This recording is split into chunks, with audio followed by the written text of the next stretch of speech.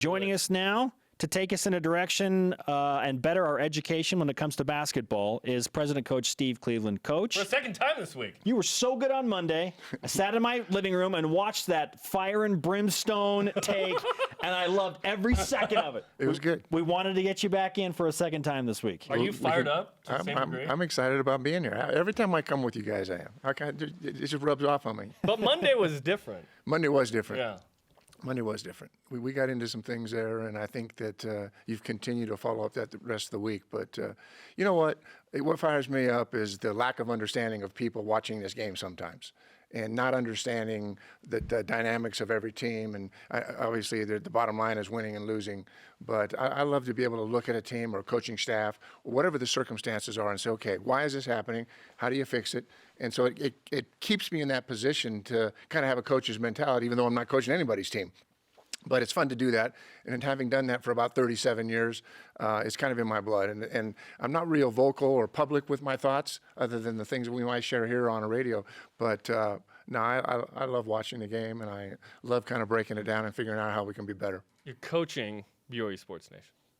That's it. We appreciate that. I'm coaching you, too. So clearly you have recognized... We would not have won a single game. Not one. 1 in 25, but we would have beat Utah State, and then you'd come in. Yeah, exactly. Clearly you have noticed that I am the resident optimist here, Coach. Opportunity knocks for BYU basketball. People think I'm crazy. They were coming at me on Twitter all day yesterday when I was like, look, BYU wins one game against St. Mary's.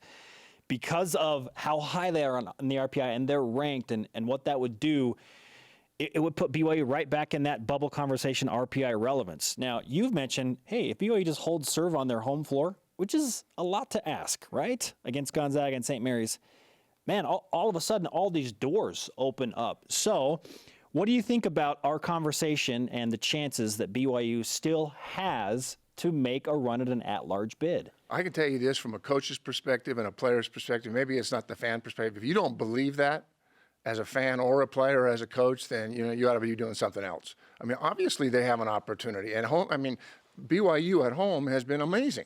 Over the last 30, 40 years, they're really good in this building. And so the idea or thought that they can't win here, I don't agree with that. Now, how much more difficult is it to go to Gonzaga and win? Well, two times, I think, in the last 3 or 4 years, BYU pulled that off. They didn't pull it off with a predominantly freshman, inexperienced team either. And I think that's the difference, all right? Is it doable? Yes, but I believe it is doable at home. I think these games leading up, the game tonight, the game Saturday, and at Santa Clara, I think those are games that are, if you're going to have must-wins to get to the tournament, they have to win those games. Yeah. Santa Clara on the road, USF on the road are not going to be easy tests, all right? Those are two well-coached teams, and, well, they blew them out by 30 here. I'm going to tell you, Brown Ridge is going to be better at home. And USF really battled BYU here, and they play so differently than everybody else in the league running the Princeton offense that those are two games that you can't get caught napping. Right, right. You better be ready. But the idea that they can't beat St. Of course they can beat St. Mary's. They were in the game in St. Mary's at St. Mary's, and it was a possession or two. So I firmly believe that they can win here. They have to play well, but they can win here. A young team like this, you would hope that their best ball is later in the season. You hope it's March, but I said before the season, I'll give this team until February to figure it out. What can BYU do in the next 4 games to figure it out so that in February they are ready for Gonzaga and St. Mary's and others? I think we're gonna continue to hang our hat defensively here. I know this team can score and make baskets. When they get disrupted with double teams with Mika, he gets them a little bit off balance, off kilter, and sometimes they don't have that flow that they have. But I really believe they can score enough points to win here. Defensively, what I want to see tonight, what I want to see Saturday and next Thursday or whenever they play Santa Clara is everybody's in a stance. Everybody's defending. Everybody's contesting shots. It's together. I mean, get meaningful stops. Take pride in that. I'd like to see somebody, and I saw it a few weeks ago, Nick Emery pulled himself out of the game because he was so tired from running around Garden Brown Ridge that night against Santa Clara. I want to see that kind of effort by this team defensively, where everybody's together. Coach Rose talks a lot about, we got to be together. We got to trust each other. Never is there a more important time to trust each other than when you're guarding. I'm guarding you here. If I get beat, I know that I've got help here. and I have that trust. But when I get beat and I realize it's an open door to the rack, you know what? That trust gets broken down. And that's what Coach is talking about. We got to trust each other that everybody's going to be where they're supposed to be. One of the reasons that Steve Bale plays is because Coach Rose trusts him coming off the bench. He's not scoring 10 or 15 points a night. He'll be in the right place. And I think that the roster is going to shrink. And he's going to find the 6 or 7 people that can play the system, to play this game as they want it played, defensively and offensively, and can be trusted. Because you cannot put someone in a meaningful game that you don't personally trust as a coaching staff. And I'm not determining who those people are. I'm just saying my experience in a lot of years doing this, I'm not going to play players in a meaningful game that I don't trust. And that's not a bad thing. A lot of times it's just inexperience. They just haven't played enough for me to trust them in this situation. The reality check of a loss at San Diego certainly makes you stop and think if you're a player and a coach. Can that be spun as a good thing for this team moving forward? Just a head-scratching loss like that? For young teams, I think you have to find the positives in losing. It sucks. It hurts. You don't sleep. I can tell you all the issues that as a coach that it's not much fun.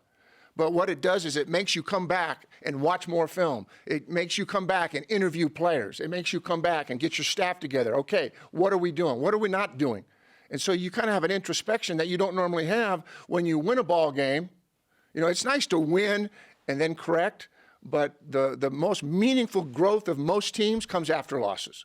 And whether it's taking early contested shots in the shot clock, or it's not being in a stance, or it's just not having a great effort, whatever the circumstances are, those are the things they've been working on. And so, life for the last few days hasn't been very much fun for that coaching staff or for the players. Sure. The world's so different today because the players go home and get on social media. That's just what they do. And that doesn't really make things that much better either. I promise you the coaching staff's not doing that, okay? You just don't do that, all right? Nor do you turn the radio on, okay? You don't need that. You don't need, those are distractions. Just focus on your team. But there are positives that come from losing. But in terms of overall goals of winning a conference or going to the tournament, as we get deeper into this conference season, they have a lot of meaning when you don't win the games you're supposed to win. Let's talk about the game tonight. Pepperdine on BYUtv. You'll be the analyst on the game tonight. Pepperdine's an 18.5-point dog. Right now, the worst record in the league, worst record overall, lowest RPI. But this is a team that beat BYU in Malibu. Luckily, Stacey Davis isn't walking through that door. He graduated. So what's kind of the big difference between that team that beat BYU and this team this year? Well, they lost 2 starters. Cameron Edwards, who was a sophomore all-WCC freshman team, he's out for the year. And then I'm not sure I'm going to pronounce his name. Amadi Udini is a point guard and really good and their best defender. So you took 2 starters right from the get-go off that team and lost Stacey Davis. So it's a different team. And there's no question it's a different team, and you have no control. I mean, if Kyle Davis were still playing on this BYU basketball team, they would be better because of his experience. It's not likely that Pepperdine's going to come in here and win this game. I just don't think that they have enough bodies. Now, they have 3 players, starting with Lamont Murray, Jr., and who has a pedigree like nobody. I mean, his dad played in the league for 11 years. His cousin Tracy played in the league for 12 years. Coach, he's friends with Drake. Yeah, That's pretty good. That's good. Drake has gone to Pepperdine games in Malibu. Well, a lot of people go to Pepperdine because it's a great place to go hang out and see people. Sure. A lot of NBA scouts go there, I can tell you that. That's the place they all want to be. Last year at the game, Reggie Miller was there. Trent Dilfer was there, and I was hoping Drake was going to be there, but he wasn't. No, it's nice. Well, and the thing is, you've got Lamont Murray, who has to carry a lot. Majors, the point guard, who's kind of holding that down. And then Reyes, there's Chris Reyes, who's a Utah grad, graduated from the University of Utah. He's averaging 15 and 6. He's having a huge influence. They're their 3 guys. And if they all play well tonight, they all get to their numbers, 20, 15, 12 a night, get their rebounds, get their assists, this will be a more competitive game than one would think. But if they don't, and there's a hiccup anywhere, I just don't think they have the depth. They probably don't have a great deal of confidence right now coming on the road, even though their coaching staff will say, hey, we've won here. But he won with a different team. When do you think Dave Rose will have his finalized smaller rotation in place? I've been thinking a lot about the bench. And I think that just from things I've read, things I've heard, there's great trust in Stephen Bale. I think he's going to. Now, the question mark will be and we talked about this last week, does Elijah Bryant come off the bench? Does he start? I don't think it makes any difference. But those are going to be the two guards that come off the bench.